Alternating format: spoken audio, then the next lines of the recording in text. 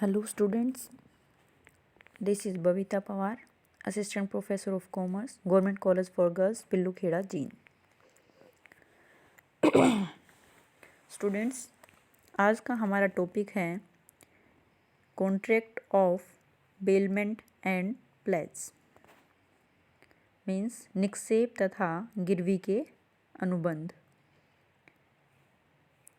Subject business law, BCom second third semester. सबसे पहले बात करेंगे हम बेटा जी, क्या होता है कॉन्ट्रैक्ट ऑफ बेलमेंट। अगर हम बेलमेंट शब्द की बात करें तो ये शब्द फ्रेंच भाषा के वेलर शब्द से लिया गया है, जिसका अर्थ है स्पुर्द करना। मतलब कहने का क्या है कि जब हम स्वेच्छा से किसी वस्तु का एक व्यक्ति से दूसरे व्यक्ति को हस्तांतरण करते हैं तो वो क्या बोला जाता है, निक्षेप। It means voluntary changes of possession from one person to another is called bailment. तो हमारा जो बेलमेंट कॉन्ट्रैक्ट है ये एक विशेष अनुबंध होता है जिसमें एक व्यक्ति द्वारा किसी दूसरे व्यक्ति को कोई वस्तु किसी विशेष उद्देश्य से सौंपी जाती है तथा जैसे ही वो उद्देश्य समाप्त हो जाता है, वस्तु पाने वाला पक्षकार या वस्तु पाने वाले पक्षकार का ये कर्तव्य होता है कि वह वस्तु को या तो निक्षेप करने वाले व्यक्ति को वापस लौटा दे अथवा उसके आदेशानुसार वस्तु की व्यवस्था कर दे। मीन्स जब हम एक व्यक्ति किसी दूसरे व्यक्ति को वस्तु देता है तो किसी उद्देश्य को पूरा करने के लिए, तो जैसे ही वो उद्देश्य पूरा होता है तो वस्तु पाने वाला व्यक्ति वस्तु देने वाले व्यक्ति को या तो उसी कंडीशन में वापस कर देता है या फिर जैसा उसने बेलमेंट के समय कॉन्ट्रैक्ट हुआ होता है उसके आदेशानुसार वस्तु की व्यवस्था कर देता है। तो अगर हम बात करें कि सेक्शन इंडियन कॉन्ट्रैक्ट एक्ट के सेक्शन 148 के अकॉर्डिंग जब एक व्यक्ति किसी दूसरे व्यक्ति को किसी विशेष उद्देश्य से इस अनुबंध पर माल स्पुर्द करता है कि उस उद्देश्य के पूरा हो जाने पर माल उस व्यक्ति को वापस लौटा दिया जाएगा अथवा उसके आदेशानुसार उसकी व्यवस्था कर दी जाएगी, तो माल की ऐसी स्पुर्दगी को बेलमेंट कहेंगे। मीन्स सेक्शन 148 ये कहता है कि जब एक व्यक्ति किसी दूसरे व्यक्ति को किसी विशेष उद्देश्य को पूरा करने के लिए कोई माल देता है तो जैसे ही वो उद्देश्य पूरा हो जाता है तो माल को पाने वाला व्यक्ति माल को देने वाले व्यक्ति को वापस उसी कंडीशन में लौटा देता है। ठीक है, तो ये क्या बोला जाएगा, निक्षेप बोला जाएगा। तो यहाँ पर हम बात करेंगे कि माल की स्पुर्दगी करने वाले व्यक्ति को निक्षेपी इट मीन्स बेलर और ऐसा व्यक्ति जिसको माल स्पुर्द किया जाता है निक्षेप ग्रहीता कहा जाता है। मतलब कहने का है कि जिसने माल दिया निक्षेपी और जिसने माल प्राप्त किया निक्षेप ग्रहीता बोला जाएगा। ठीक है, अगर हम जैसे सिंपल सी लैंग्वेज में बात करें तो माल की स्पुर्दगी, जैसे अगर हम एक एग्जांपल लेकर के बात करें कि जैसे हम दर्जी को अपना ड्रेस सिलने के लिए कपड़ा देते हैं, तो यहाँ पे दर्जी के बीच और हमारे बीच में एक अनुबंध हो जाता है जिसमें क्या होता है कि हम कौन बोले जाएंगे, निक्षेपी इट मीन्स बेलर बोले जाएंगे और दर्जी कौन होगा, निक्षेप ग्रहीता होगा। उसको हमने अपने ड्रेस सिलने के लिए कपड़ा दिया है, तो जैसे ही हमारी ड्रेस सिल जाती है तो वो हमें ड्रेस वापस कर देता है और हम उसके बदले में उसको पेमेंट करते हैं। ठीक है, तो दर्जी के बीच में और हमारे बीच में जो भी कॉन्ट्रैक्ट होता है तो इसको हम क्या बोलेंगे, बेलमेंट कॉन्ट्रैक्ट बोलेंगे। ठीक है, नेक्स्ट आ जाता है फिर निक्षेप के अंदर क्या क्या लक्षण होने चाहिए। इट मीन्स हम किस बेस पे कह सकते हैं कि ये हमारा बेलमेंट है। तो सेक्शन 148 के अंदर हमारी जो परिभाषा दी गई है उसी को बेस मानते हुए हम कुछ लक्षणों के बारे में बात करेंगे। तो सबसे पहला जो हमारा लक्षण है या एसेंशियल कैरेक्टरिस्टिक्स है बेलमेंट की, वो क्या होगी, bailment is a contract. It means कुछ स्पेशल सर्कमस्टांसिस को छोड़ करके अगर हम बात करें कि निक्षेप भी एक क्या है, कॉन्ट्रैक्ट है। इसमें क्या होता है कि इसके अंदर वो सभी कैरेक्टरिस्टिक्स पाई जाती हैं जो एक नॉर्मल कॉन्ट्रैक्ट के अंदर होती है। एक कॉन्ट्रैक्ट में क्या होता है कि एक व्यक्ति प्रस्ताव रखता है और दूसरा व्यक्ति उसको स्वीकार करता है। तो यहाँ पर भी बेलमेंट के अंदर भी बेलमेंट का निर्माण भी एक पक्षकार द्वारा किए गए प्रस्ताव द्वारा तथा दूसरे पक्षकार की स्वीकृति से होता है। एक व्यक्ति, जैसे अभी हमने दर्जी के सामने प्रस्ताव रखा कि आप हमारे ड्रेस सिल देंगे, तो उसने स्वीकार कर लिया। तो यहाँ पे क्या प्रस्ताव हुआ और स्वीकृति हुई, तो इसलिए इसको क्या बोला जाएगा, एक कॉन्ट्रैक्ट बोला जाएगा। नेक्स्ट पॉइंट आता है कि bailment of movable goods only. हमेशा जो बेलमेंट होता है, इट मीन्स निक्षेप जो कॉन्ट्रैक्ट होता है वो सिर्फ और सिर्फ चल संपत्तियों का ही हो सकता है। इट मीन्स मूवेबल गुड्स का ही हो सकता है। इमूवेबल इट मीन्स अचल संपत्तियों का कभी भी बेलमेंट नहीं किया जा सकता। जैसे कि मकान है या फिर ज़मीन है, उसका हम क्या कर सकते हैं, वो हमारी इमूवेबल प्रॉपर्टी होती है, इसलिए हम इनका बेलमेंट नहीं कर सकते। नेक्स्ट होगा माल के अधिकार का हस्तांतरण। It means transfer of possession of goods. Bailment तभी पॉसिबल है जब हम माल के अधिकार का हस्तांतरण कर देंगे। इट मीन्स निक्षेप कॉन्ट्रैक्ट में, बेलमेंट कॉन्ट्रैक्ट में माल के अधिकार का हस्तांतरण होना बहुत ज़रूरी होता है। यदि माल की स्पुर्दगी नहीं होती तो यह निक्षेप अनुबंध नहीं होगा। माल की स्पुर्दगी रचनात्मक हो सकती है, वास्तविक हो सकती है या फिर सांकेतिक हो सकती है। इसको हम आगे पढ़ेंगे कि हमारी माल की स्पुर्दगी है वो जो कितने कितने टाइप से की जा सकती है।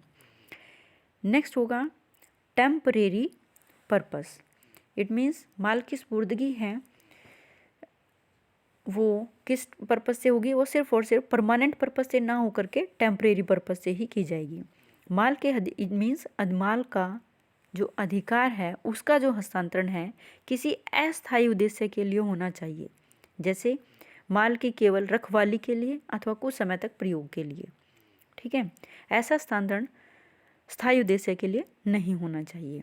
जैसे कि मान लीजिएगा ए है बी को अपनी घड़ी 100 रुपये में बेचता है, तो इसे हम निक्षेप का अनुबंध नहीं कहेंगे, ये तो क्या होगी, हमारी सेल होगी।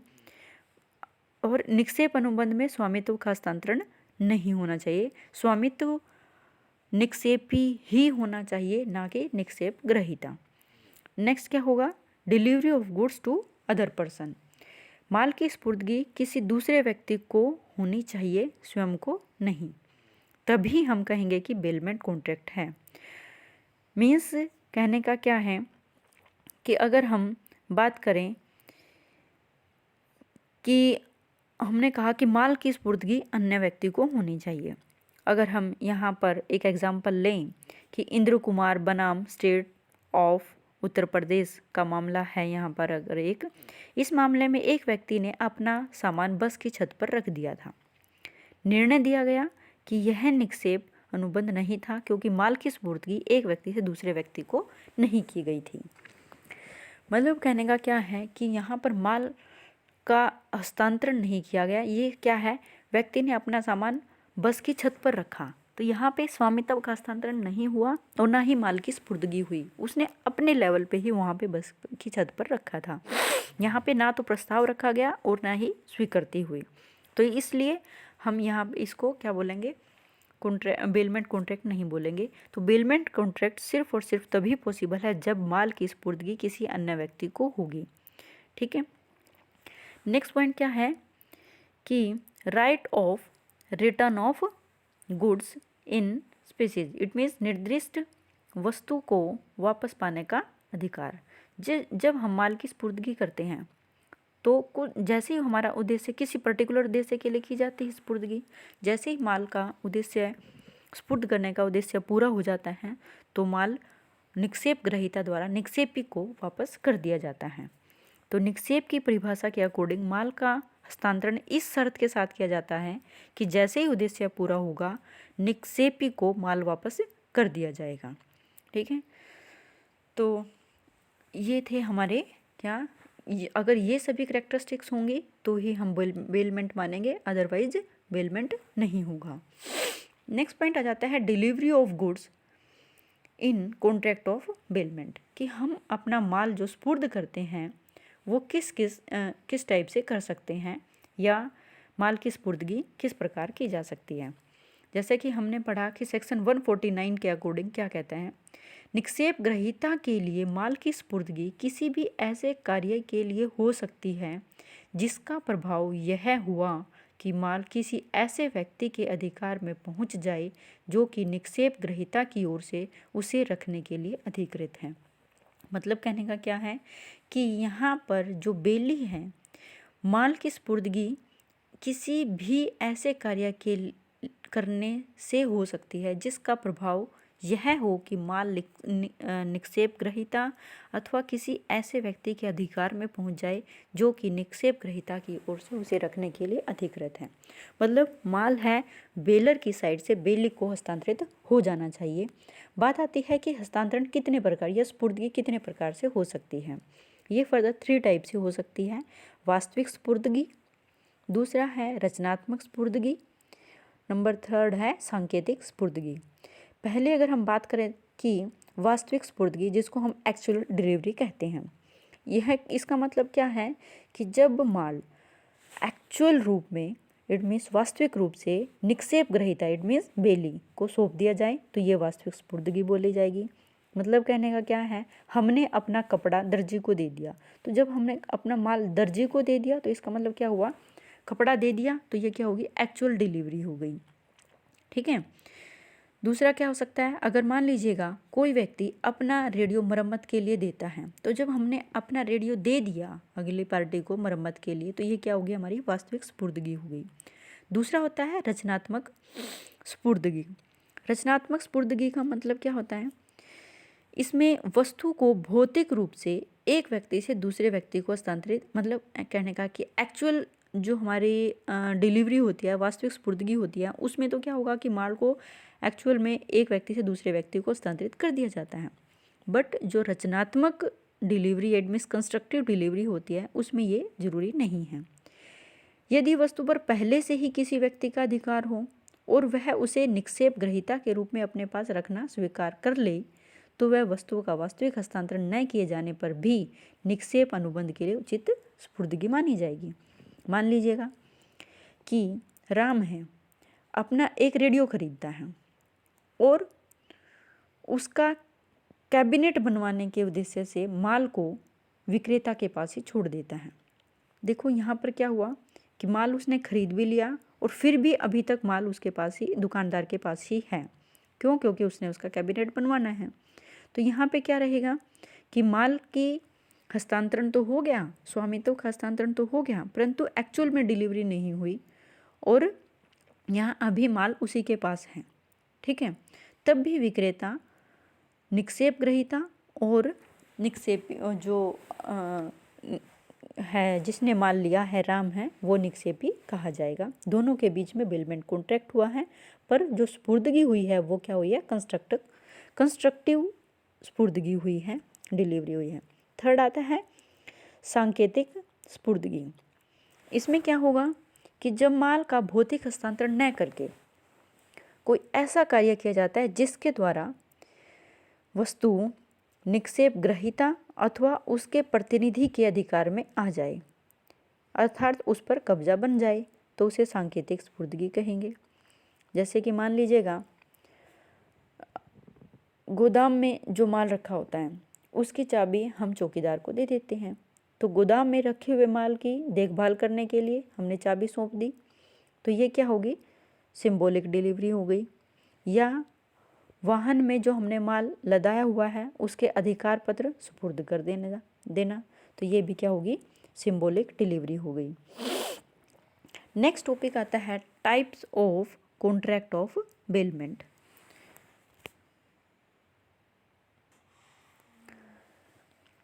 तो बेलमेंट का जो कॉन्ट्रैक्ट होता है वो कितने टाइप का होता है, इसके लिए अगर हम बात करें तो ये दो फर्दर 2 टाइप से होता है। फर्स्ट होता है classification from reward point of view और नेक्स्ट होता है classification from object point of view, means शुल्क की दृष्टि से और उद्देश्य की दृष्टि से। पहला हम बात करेंगे classification from reward point of view. ये फर्दर दो टाइप का होता है।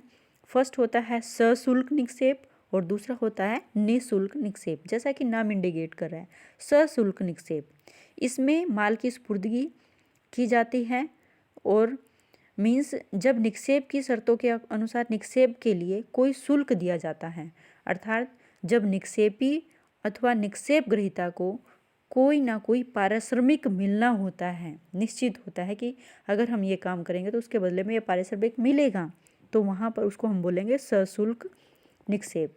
जैसे कि बैंक द्वारा लॉकर में वस्तुएं सुरक्षित रखने के लिए शुल्क लेना, मीन्स या हम किसी वस्तु की मरम्मत करते हैं तो उसके बदले में हम क्या लेते हैं, पारिश्रमिक लेते हैं।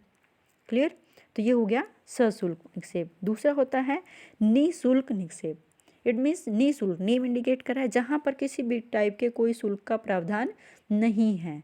यहाँ पर हमारे आपसे रिलेशन से हम माल सुपुर्द कर देते हैं। जैसे मान लीजिएगा राम अपनी साइकिल अपने मित्र श्याम को स्कूल तक ले जाने के लिए दे देता है, तो यहाँ पर राम ने श्याम से किसी भी प्रकार का कोई शुल्क नहीं लिया, जबकि अपनी साइकिल उसको सुपुर्द कर दी कि जैसे वो स्कूल से वापस आएगा तो उसकी साइकिल वापस कर देगा। तो ये क्या हुआ, निःशुल्क निक्षेप। नेक्स्ट आता है classification from object point of view, उद्देश्य की दृष्टि से वर्गीकरण। तो इसमें सबसे पहला पॉइंट आता है bailment for use. It means प्रयोग के लिए निक्षेप। मीन्स जब वस्तु का जो स्वामी होता है वो अपनी इच्छा से वस्तु को किसी अन्य व्यक्ति को सिर्फ प्रयोग करने के लिए उद्देश्य से स्पुर्द कर देता है। तो यहाँ पर प्रयोग करने के लिए माल को स्पुर्द किया गया है, तो ये क्या होगा, प्रयोग के लिए निक्षेप। जैसे ही उसका काम पूरा हो जाएगा तो वो उसका माल वापस कर देगा। नेक्स्ट होगा सुरक्षित रखने के लिए निक्षेप।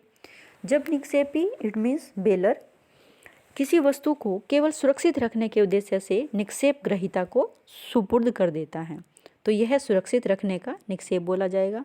जैसे अभी एग्जाम्पल दिया था कि अगर हम अपना जो गहने हैं अगर हम बैंक में रख देते हैं, लॉकर में रख देते हैं, तो बैंक हमसे क्या लेता है, चार्जेस लेता है उनके माल की को सुरक्षित रखने के लिए।